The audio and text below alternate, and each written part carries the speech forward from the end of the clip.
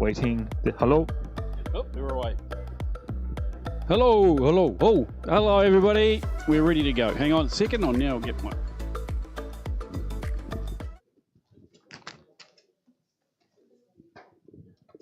Welcome to the 8 o'clock session. Firstly, thank you to Heidi for the 7 o'clock. I was late. I didn't get a chance to get over. I hope people had fun. The assignment list looked really good, so well done. And let's see what everybody's come up with. I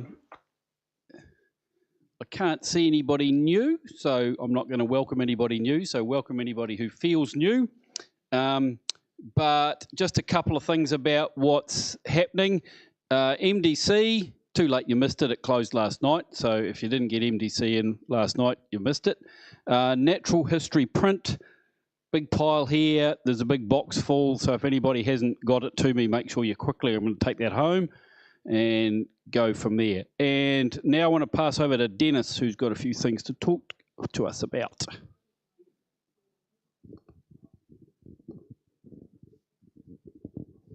Right, guys, I do have 4 things to talk about before you sigh. 2 are sales pitch. I'll come later. Is that on? Thanks so much. Yep. Thanks. Right, the first thing is, has anybody here have done any minimalist photography? Or take picture that's minimalist? You think? Minimalist. Oh, right. Pretty good. Thank you. Right, next Wednesday, 7 o'clock, is a mini activity session about minimalist. Hopefully I pronounced that right. Now,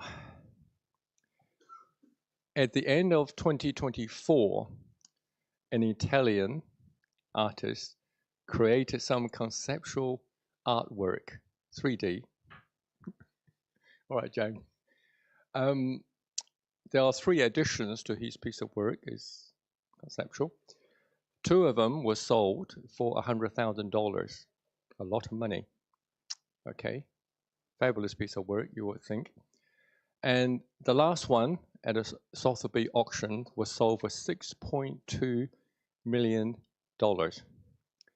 Putting aside about, is it worth it, the value, the merit, whatever, we're going to try to borrow that idea in sort of a 3D.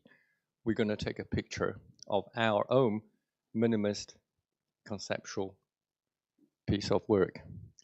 So the one that we are trying to imitate or get inspiration from, appreciation, consists of a banana taped to a wall. You might have seen that. It's called Comedian. So go and check it out online. And yes, I've double checked, it was sold for $6.2 million.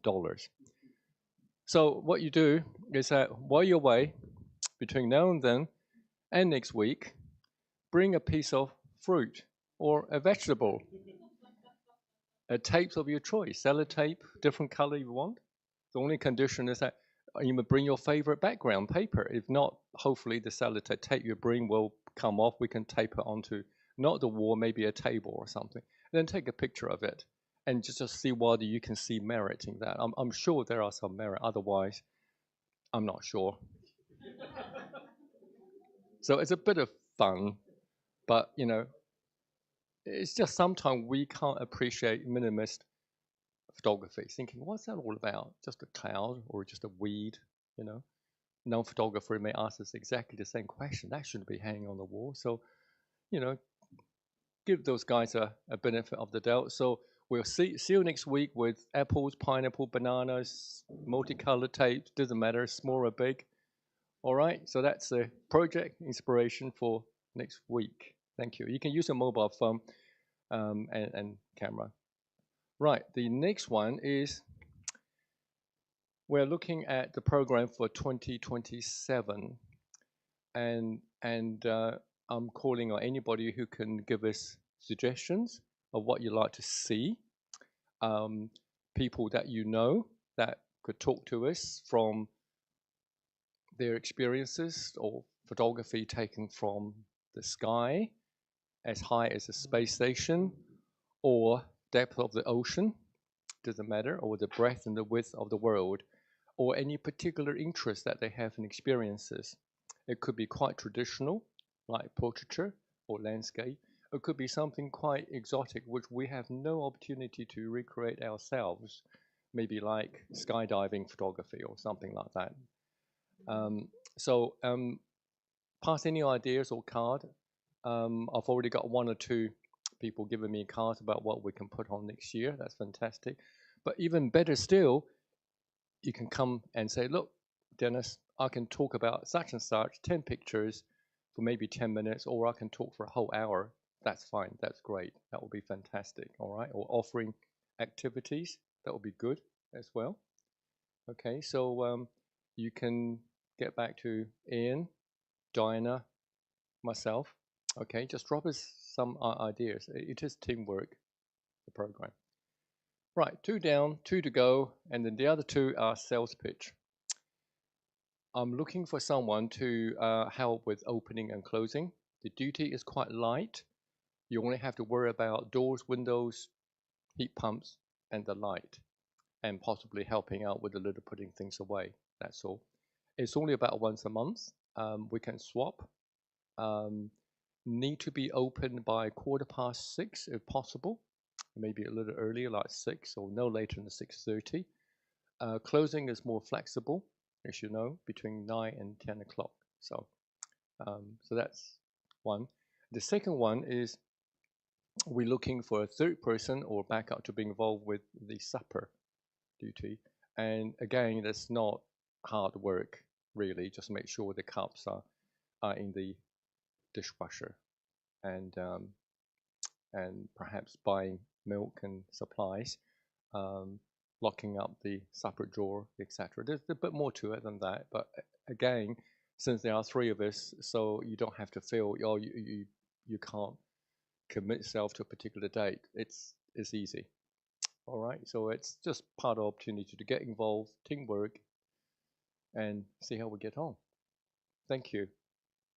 Remember your bananas, right? Okay, next week. Thanks, Dennis. And can I just reinforce, more the merrier when it comes to doing things like the supper and the lock-up. So please step up and join into that team. So that's next week. Next week, Dennis's banana extravaganza is the 7 o'clock session, and print number 3 is the 8 o'clock session. The week after will be the showcase for John's walkabout. And do you want to talk about the walkabout for this weekend? Okay, part of it. Yes, you do, because people might be listening on the stream. Okay. So the walkabout is this Sunday, 9:30, and we're meeting in Taylor's Mistake. And the idea being that we can end up going to Sumner if people have already done everything by mid-morning. So 9:30, Taylor's Mistake. Near you, Heidi. That was easy. 9:30, Taylor's Mistake, and then like 2 weeks away is the showcase for that. And in that, the 8 o'clock session of that 2 weeks away session, John Dugan. Now, how many people know who John Dugan is or of John Dugan? About a third. So John he's a professional photographer from Christchurch. I suspect if you've been to the airport, you've seen his work. He was a member of CPS. He whistled through the CPS and the PSNZ system, got a fellowship, went to NZIPP and got a Grand Poobah Master thingo, whatever they have it over there. And that's been incorporated into his work. But he's very keen and does lots of fantastic work on predominantly landscape panoramas. So where I'm saying if you've been to the airport, if you've been down those air bridges with big long things, they're all John Dugan's, and you walk out the back to the prop aeroplanes, there's bits and pieces from all over the country, and they're all John Dugan stuff. So John's going to touch on that, but he's going to talk about landscape photography in general, and that's a good timely thing to be talking about because we're not all that far away from New Zealand Landscape Salon. So that's the purpose of that and when it is. So that's what's coming up. I talked about the natural history. I think we're done. So we are ready for the show of tonight, and there it is, Kruger Park. and Dinah and John are going to tell us about their trip to the Kruger and inspire us all and make us all jealous, I think is what's going to probably happen here. So over to you guys.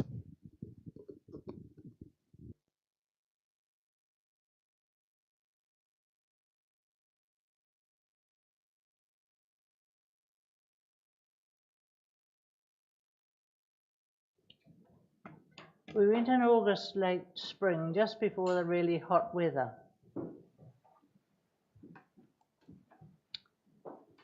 It was a long way, Sydney to Johannesburg.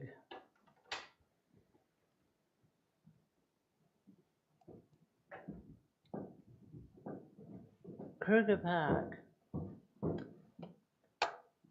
John, do you want to say something about? No, right? Yeah. It's fenced right round to inhibit the animals going out of it, and there's a river right down through the middle. Mark was our tour leader, and Rodney was the driver. He came out of Soweto as a fairly mixed up young man and got his life in order and went to university and did studies in elephant behaviour, and he just loves his work. And he's got 2 trucks that he has somebody else who has the other one.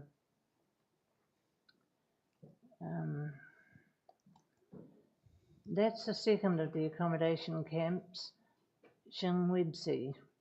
There were bungalows and camping there. Nobody's allowed outside the park at night time, outside these enclosures. It's too dangerous for them even to camp. So they're all twin rooms. That's the truck that we took. Layered 3, 2. There's 3 seats, 3 threes 9, and just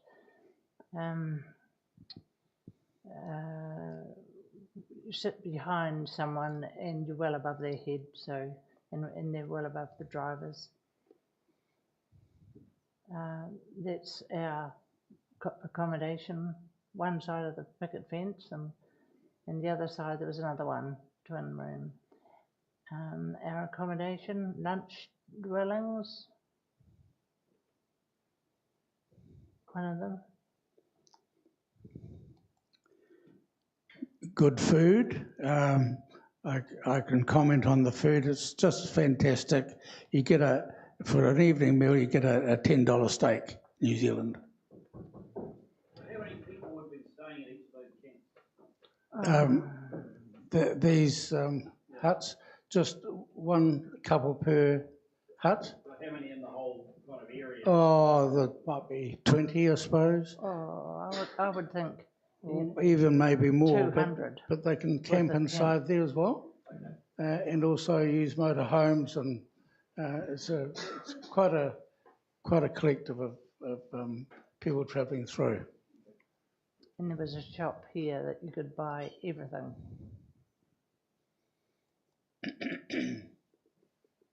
We lined up by 6 o'clock to leave for the day.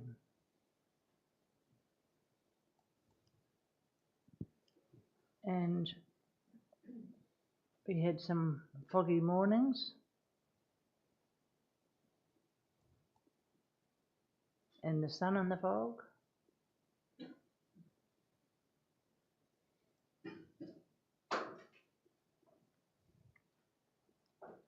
Some sunny evenings. The weather was really very good. We only had one lot of rain.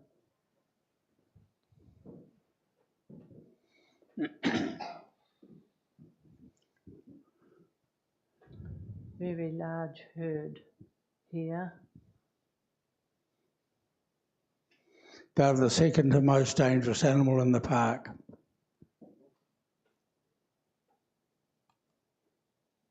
Look at him. The boss bull. pretty close.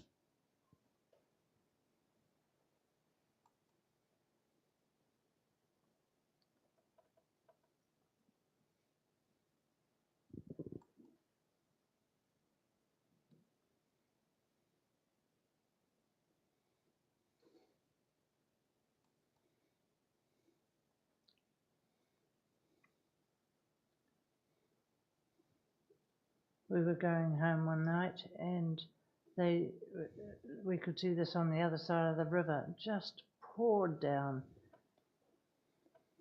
They estimate about 500 came down. How do we drink? And the crocodiles are in amongst them as well.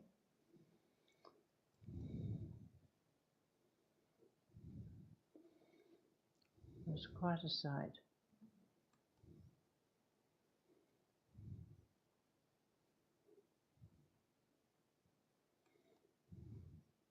And then the elephants came.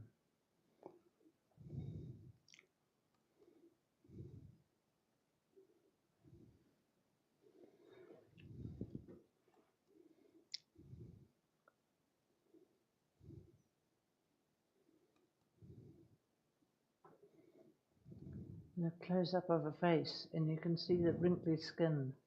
They were just feeding on the side of the road.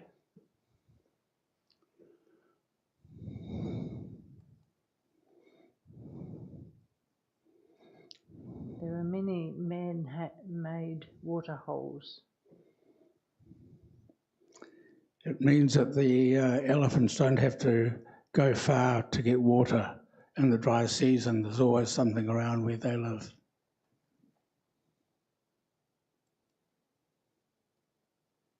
Walking along the road, we were right there in front of them, and they walked around us.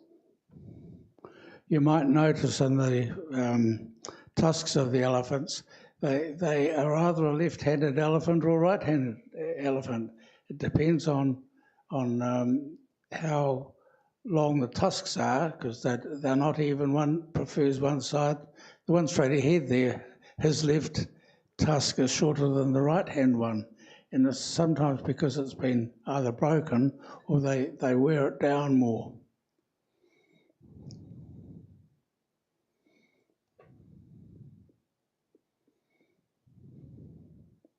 They're the most destructive animal in the park. And lots of droppings.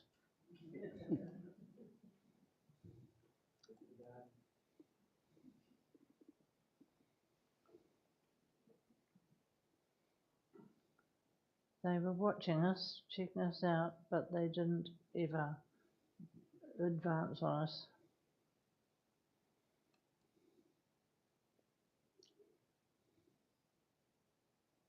Lovely seeing the different sizes of them.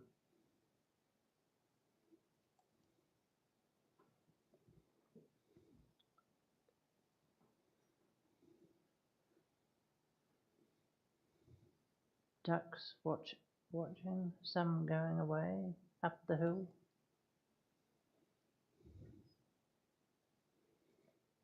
Heading for the road. They walk most of the day and cover huge distances.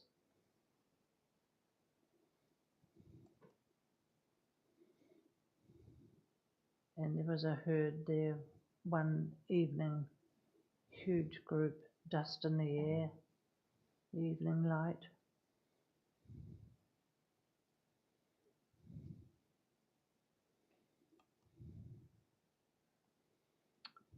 American fish eagle. Beautiful big birds.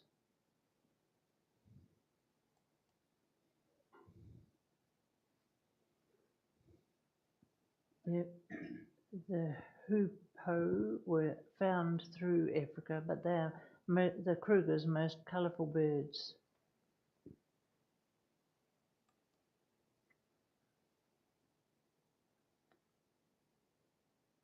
There's another duck with lovely colours.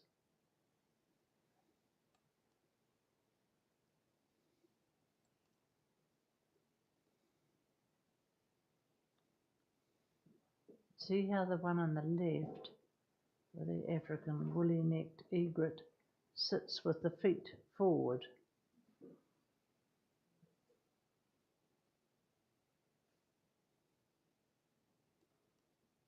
Did you see them get up in that position? No, I don't think we did. They'd sit there for hours. The anthills, there are many, many anthills everywhere, all different sizes. They are quite hard, and sometimes the elephant will rope up against those anthills to get a bit of a scratch and leave it nice and shiny.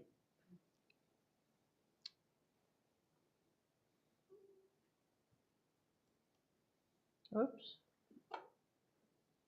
Done the wrong thing.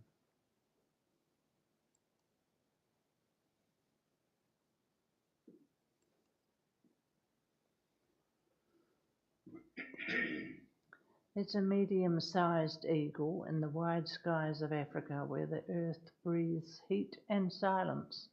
There soars a shadow with fire-coloured wings, the Bataleur eagle, a symbol of freedom, flight and fierce grace. Those are not my words.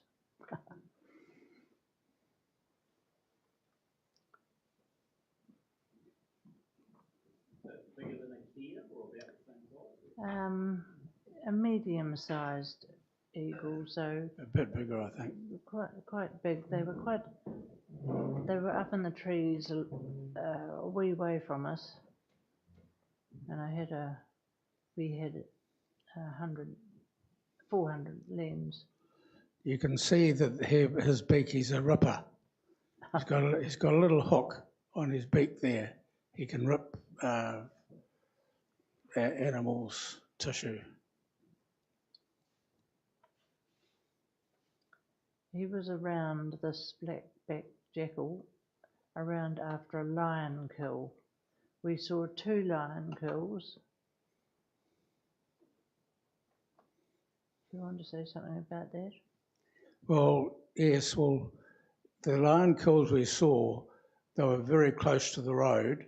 In fact, one of the kills was dragged across the other side of the road. They leave the stomach contents on one side so they don't have to get all messy when they're eating the food. They're pretty smart. But we haven't shown you any photographs of the lion kills because it's a bit gruesome, Dinah thought, because the animals really tear the soft tissue off and leave the rest to the jackals and the hyenas after that, and they chew the bones. And amongst that, the eagles will come in and take their share as well. Vultures. Oh, sorry, the vultures, yes. They get into the soft tissue, the stomach contents and things like that as well.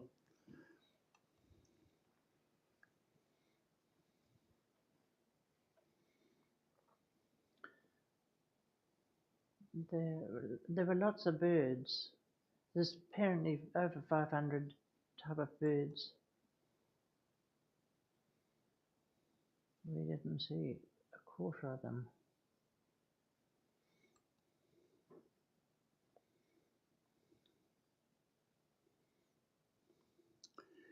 Wildebeest are probably the main source of food for lions, especially the young ones. These wildebeest go around in quite large numbers, and they can be easily got to by a pack of lions.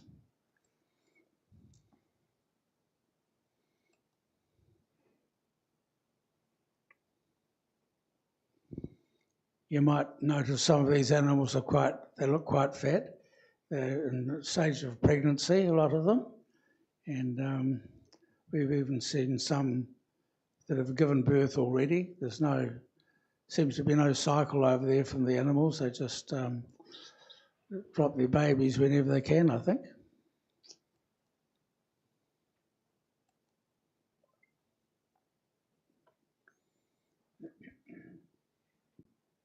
The zebras were wonderful. There was a group of them there, and a single one,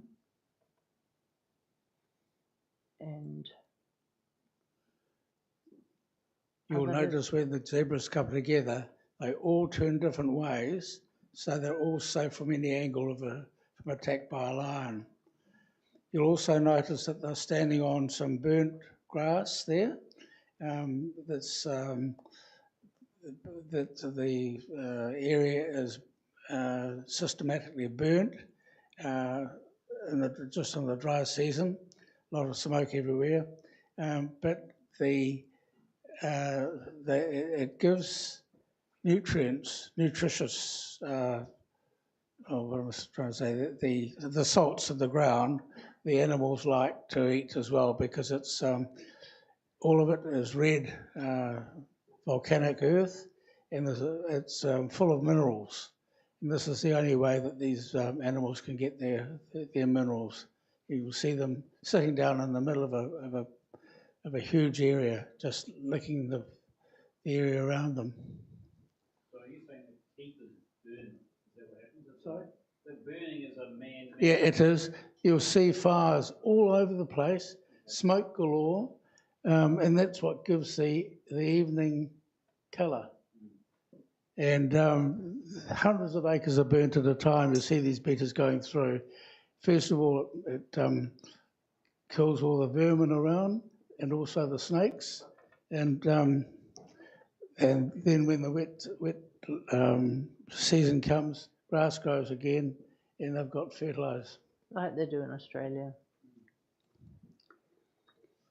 You can see one very plump zebra there, Yeah. black and white. It's quite effective. So they're often in pairs or groups, and we saw them fighting, and Mark said you don't often see that. I guess there's got to be an alpha animal in all herds. And having a roll around.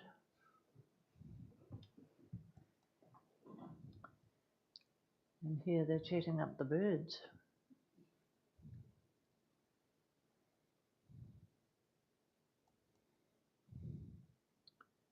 These are the most beautiful coloured birds, and they're just starlings. They're a pest, but they're lovely colour.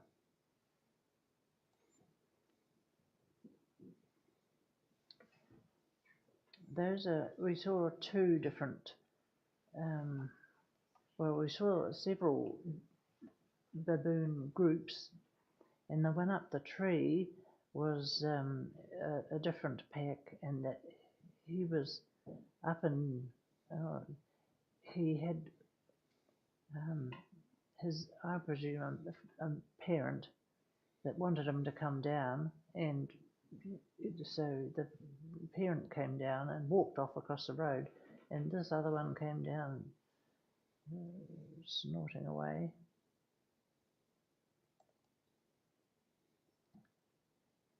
We saw some lovely cheetahs. That's the same one just wandering along the road, and our driver was telling people to slow down, stop, because there was what they were going to do. So we followed them along a road, and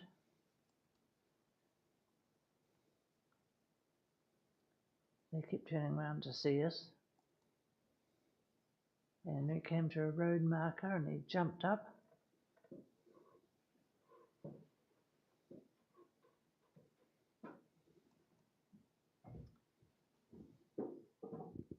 Dropped his offering, made his mark, and then jumped down. Apparently he does this every day.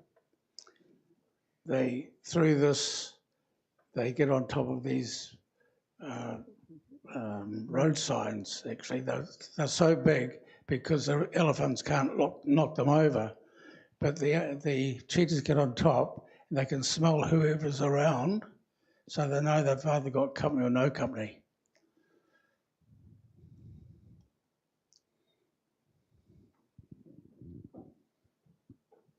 This is a member of the deer family. common duiker. And this is a crested babette. Babettes roost in holes in trees. They're very vocal, the call being a trill that can continue for long periods. The crested babettes roost in holes in trees. They're very, oh, so there's got that twice. I'll read that again. And crocodiles. Crocodile's always a crocodile.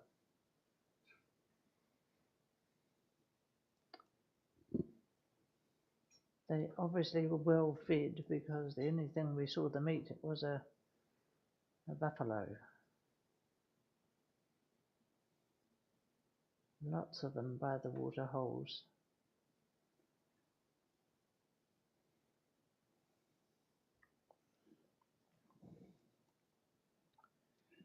This was a dwarf mongoose.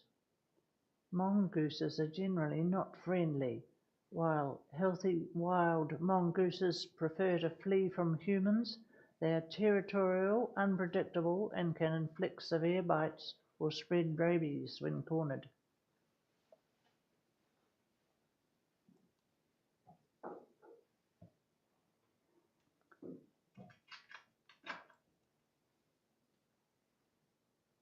There are lots of ducks and geese and different animals, different birds.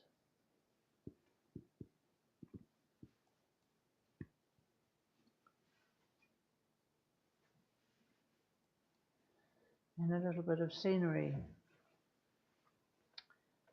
The acacia tree, they're about 8 inches long, and they're fairly careful how they take their lips back and eat the greenery.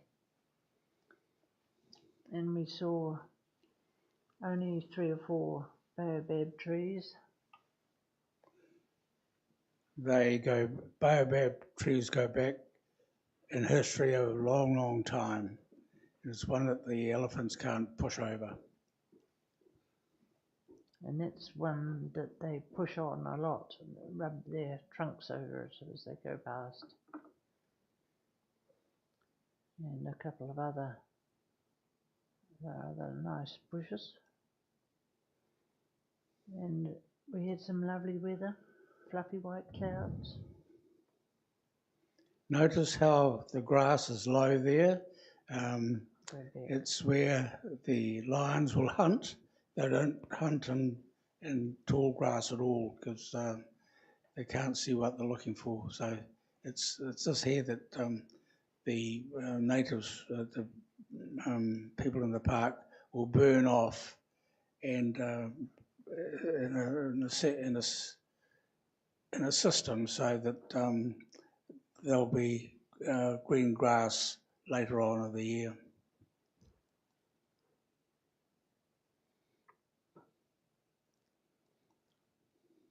And this is a fever tree. The name fever tree comes from the chicona tree, whose bark is the natural source of quinine. You'll most probably know the Rudyard Kipling story of how the elephant got his trunk, and it's all about the elephant near the Great Limpopo, Greasy Limpopo River, all said about with fever trees, if you can remember that. So it's very famous books of Rudyard Kipling. Just a few flowers, mostly at the villages.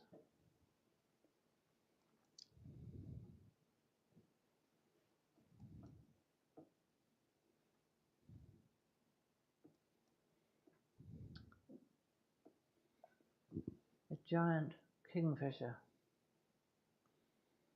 We saw several different sorts of kingfishers.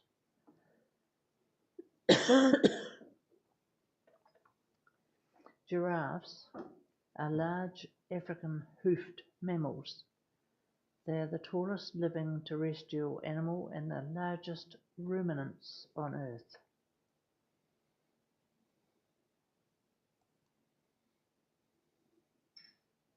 Lovely gentle faces.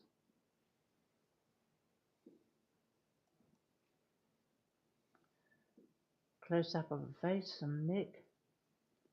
Every marking is different.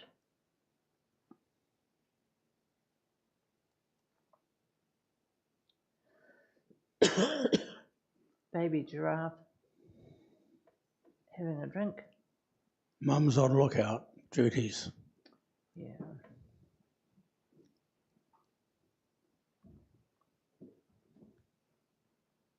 These ones could obviously see something they were worried about. The one on the left, there was 4 that just stood there and looked. The one on the right, there was a lion, and they moved quite quickly when the lion moved. And they just hang around, gathering to socialise and drink and eat off the trees.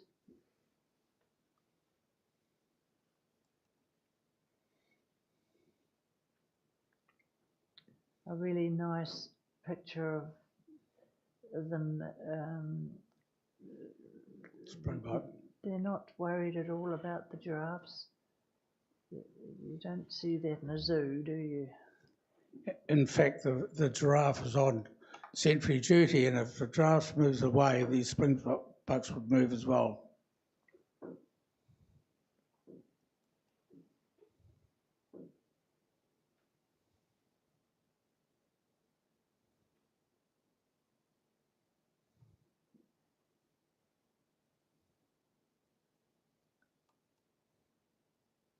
These Goliath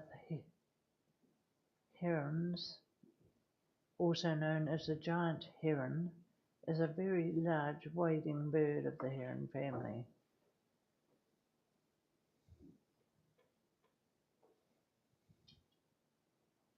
And he's not worried about the crocodiles.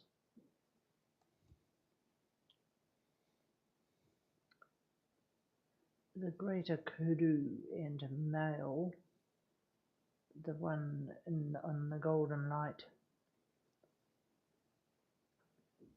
lovely horns. The kudu antelope, known for his magnificent spinal horns, is one of the most visually striking animals in Africa.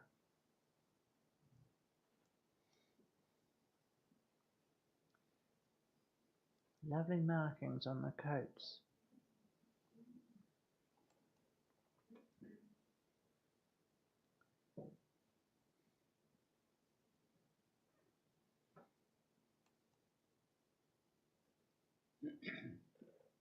The grey heron is quite a large heron.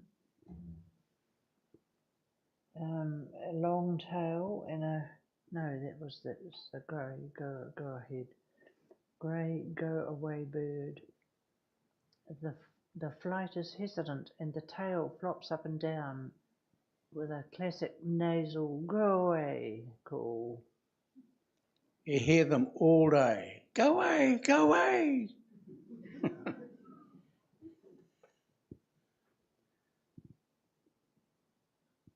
A grasshopper on a leg, I'm not sure whose.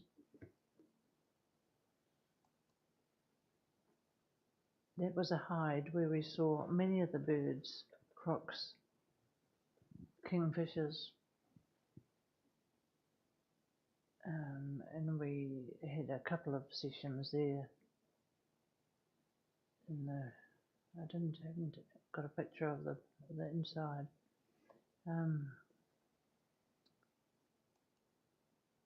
Now that's a Hadida ibis, green, quite a green bird. And those are helmeted guinea fowls, lovely blue heads.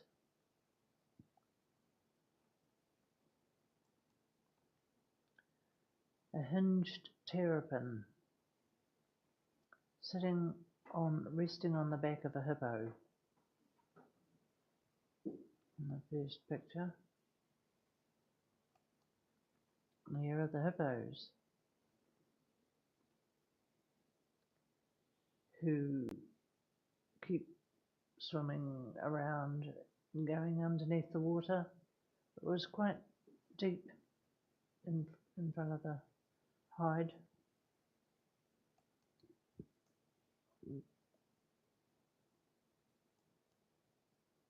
A family of them.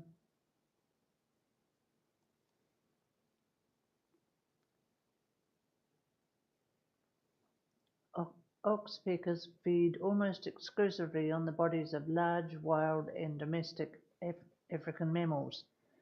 Their diet mainly consists of blood-engorged ticks, mites, insect larvae, dead skin, earwax and dandruff. They're good little machines. I had that one marked as an impala, but I'll come to it next, soon.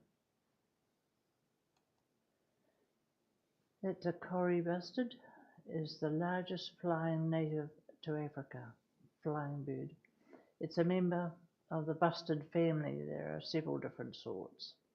We saw a lot of these. And the leopard was just sitting there.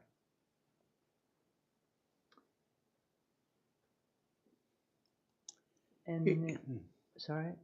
He would be about 3 meters away, 3 or 4 meters away, and just stayed there looking around, and then he decided to move off. And this is a different one that went down for a drink, and the giraffes were very upset. There was a very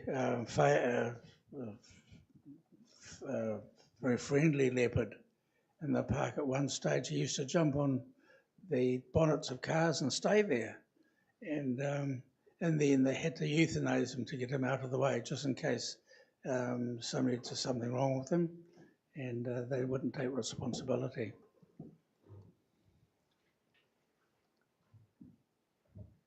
The lilac-breasted roller is an African bird of the roller family. It prefers open woodland and savanna, and it is for the most part absent from treeless places. We saw quite a few of those. And a male lion.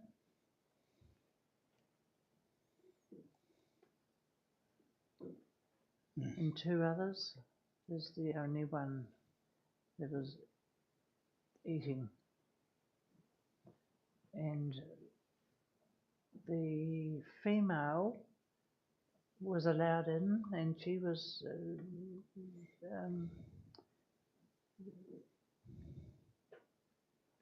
growling and making a noise to keep them, manage the males. And this is the other one that was lions after a kill. They were just, there was about 10 sitting around, very engorged and looking very friendly. We came across a lion kill that happened that night, and there were quite a few lions around the place. We studied them for some time. Quite interesting to look at their body language and see how they fitted into the tribe, because even a male lion would take his time to come in to be welcomed by the animals that they're already eating, and if he didn't get shooed away, he'd come in and have a bite as well. But yeah, they know their limits. And another day we saw these young lions playing. This is some of 2, 4, 5. There's another 5 of them there. So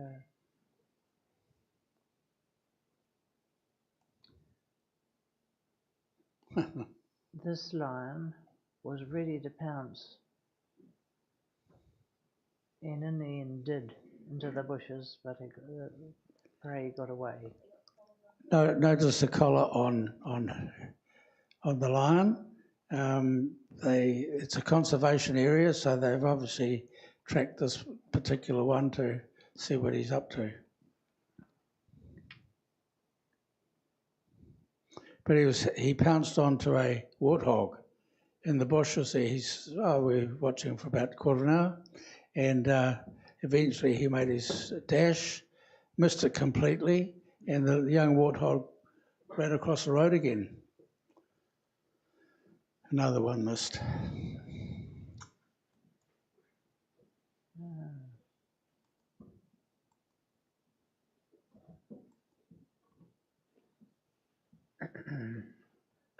This little egret is not rare in the UK, mainland Europe, or its other native regions across Africa, Asia, and Australasia.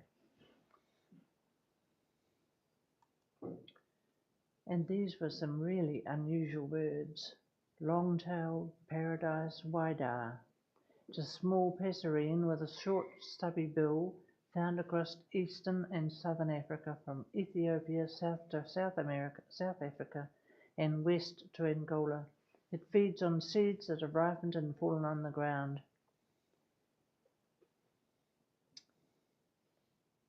And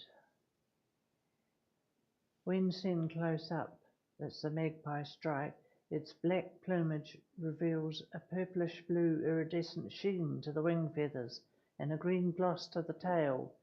Magpies seem to be jack of all trades, scavengers, predators, and pest destroyers.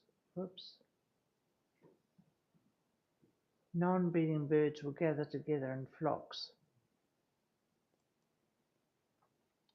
And that's a long-tailed paradise whydah, a bulky black strike with scattered white patches on the shoulder and wings and a very long floppy tail.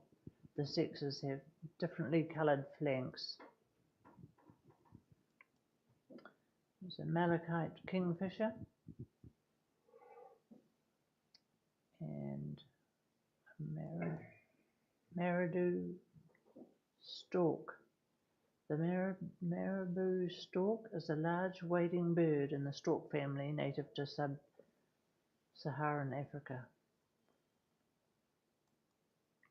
Here's a martial eagle, one of the largest and most powerful species of booted eagle. It's a fairly opportunistic predator that varies its prey selection between mammals and birds. I've got them twice. We had an evening meal here, did we? Or was it a lunch? Lunch. And this is what someone had.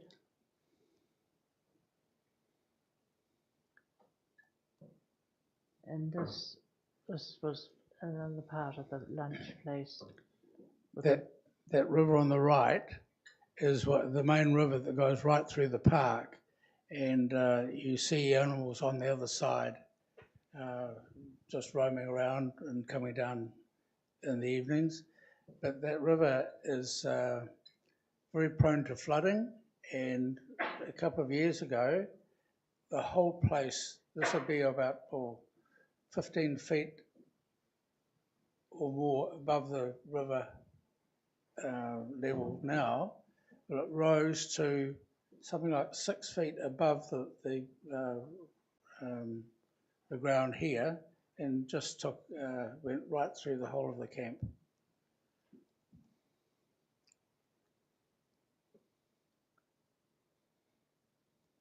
Those are places you stay at for morning and afternoon tea, have your meal and go and have a rest, then go and do other things. And that's Mark checking the names of the birds and animals we had seen and drawing little maps where we'd been. He was on the call of duty, I think. These are 4 little maps.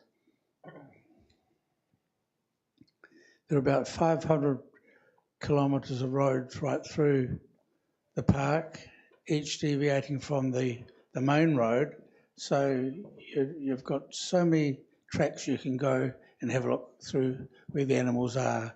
And the interesting thing is that the black Africans over there operate most of the transport, and they will stop in the middle of the road and have a chat to find out where the animals are. And it's a really good telephone system.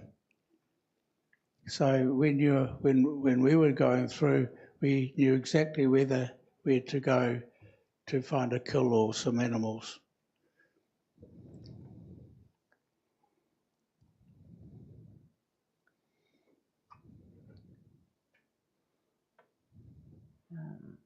Some more ox speakers. Right. Wildebeest and elephants. Quite happy to be together. This snake is not venomous and poses no threat to humans. One ostrich we saw one day, and another ostrich another day.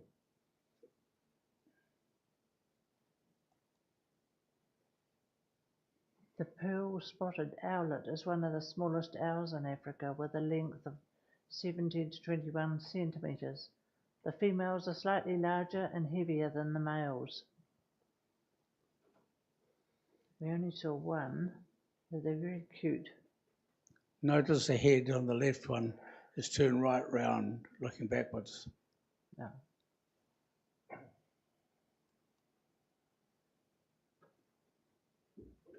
Another couple of birds and a road marker. And the school, Shakuza Primary, is a non-profit learning centre dedicated to the education and development of Kruger Park's children.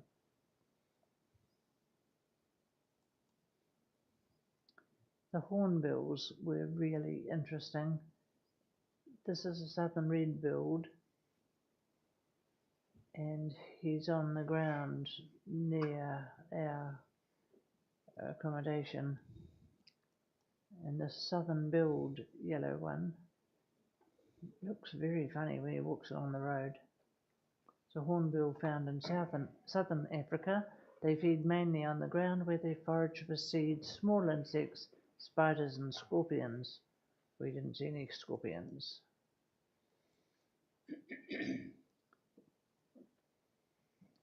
Hyenas? No, I'll just go back there.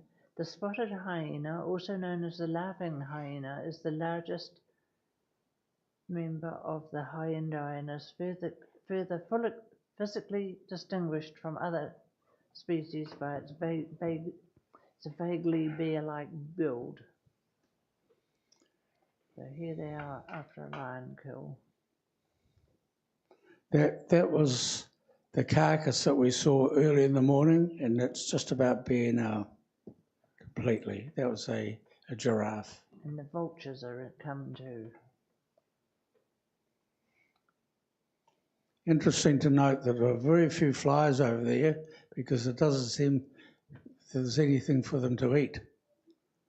Their bones get stripped very quickly. Here's a striped skink. And Swanson's spur fowl. In the Shona language in Zimbabwe, this bird is called the chikawari or hoi, and is considered a delicacy by outdoor and hunting enthusiasts. Thought that was quite interesting. Tree squirrel. Smith's bush squirrel, also known as the yellow-footed squirrel or tree squirrel, is an African bush squirrel which is native to the woodlands of the southern Afrotropics.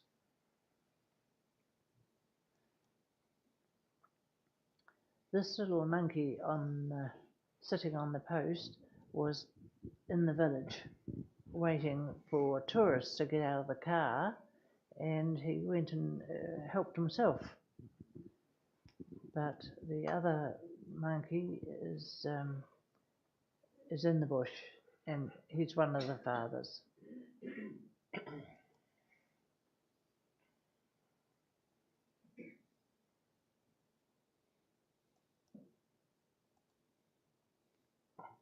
There were several different sorts of vultures, and I can't get them right. The white-backed vulture is an old world vulture in the family, which also includes eagles, kites, buzzards, and hawks, the most common vulture species in the continent of Africa. The hooded vulture. The waterbuck is a large dependent antelope found widely in southern Sahara, in sub-Saharan Africa. Rodney moved the truck so we could get this photo of the male species lined up with all their horns. The waterbuck female and male. Water lilies. Stunning aquatic feature in the Kruger National Park, commonly found in pans, dams, and slow-flowing rivers. And we're on the W's, which is the end of the show. White lion. White lions are a rare colour mutation of the African lion caused by a recessive gene rather than albinism. Because of their striking appearance, white lions were heavily targeted by trophy hunters. They were largely wiped out in the wild in the 1970s and 80s, but reintroduction efforts have been managed by conservation initiatives like the Global White Lion Protection Trust. It was the closest we got to it. It wasn't very well. No, this fellow was the next day. A helicopter came in and darted him and took some blood samples off and gave him some antibiotics, and apparently the following day he was up running around. So it just shows you what can happen. White rhinoceros is a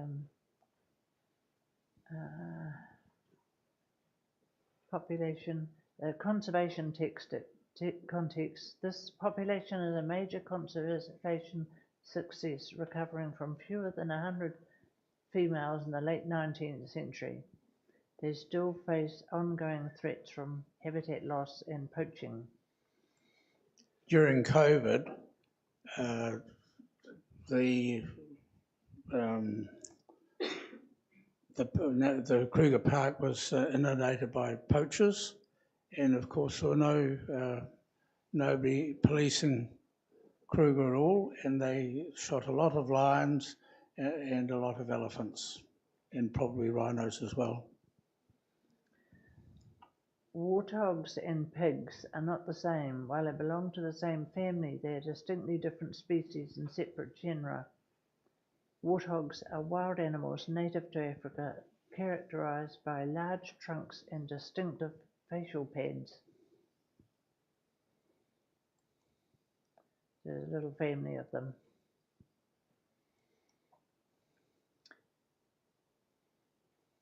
Two other birds. A yellow-billed egret is a species of heron, a medium-sized heron, and the wire-tailed swallow is a small passerine bird in the swallow family. And that's just a little bit of the landscape. As I say, this is very red colour from volcanic action, and gradually that'll just break up with the floods and the rains, and it goes into a very, very fine powder.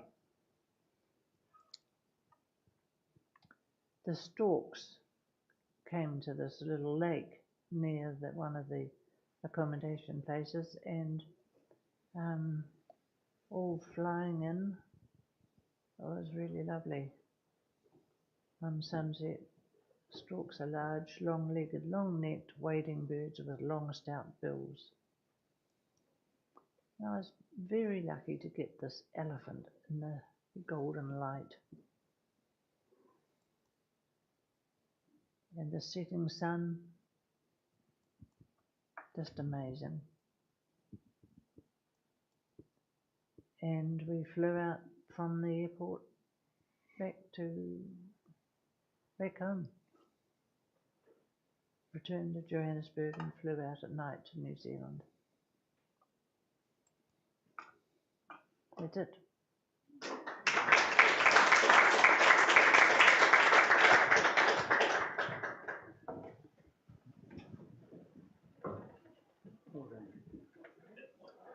Good, give it.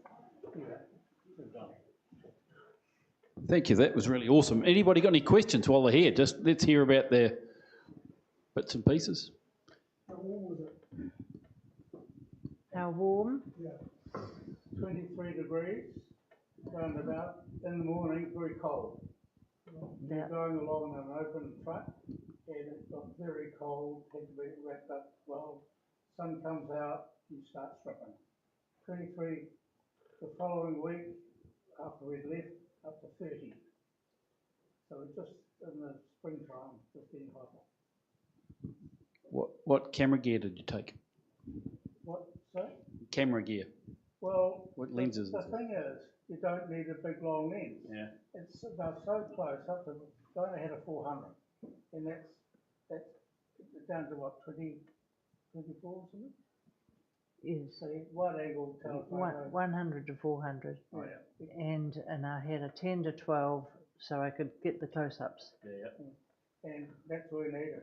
You haven't got time to muck around with big long lenses. Mm. Cool. Anybody else? So you said the buffalo was said the most dangerous animal. Is the lion the most dangerous? Probably is, but the buffalo are very dangerous. They'll take on the lion. Yeah.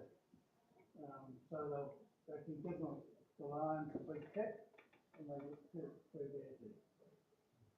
I mean, we've had them 3 feet from us. You just about touch them. But Apparently, when we were there, we were told that the most people that are hurt or killed is by hippos. So, yeah, and they're faster than they look like they would be. And they're so big. Yeah, they are. Yeah. Yeah, they have huge teeth. Yeah. Yeah. But ironic that the two most dangerous animals in Africa are herbivores. That is. Anybody else? That was awesome, guys. Thank you very much for. Here we go. Take this with you and go and Thank you. get yourself a bar of chocolate or something, a glass of wine or all the other. So that's the program for tonight. Thank you for coming. Hope everybody enjoyed it, and we'll see you next week. I think I said, let me remind everybody what's on next week. Dennis is bring your banana and interesting tape, and go and have a look at the banana on the wall, and you'll see some weird ideas, and see if you can beat the weird ideas, and then print 3. Heidi.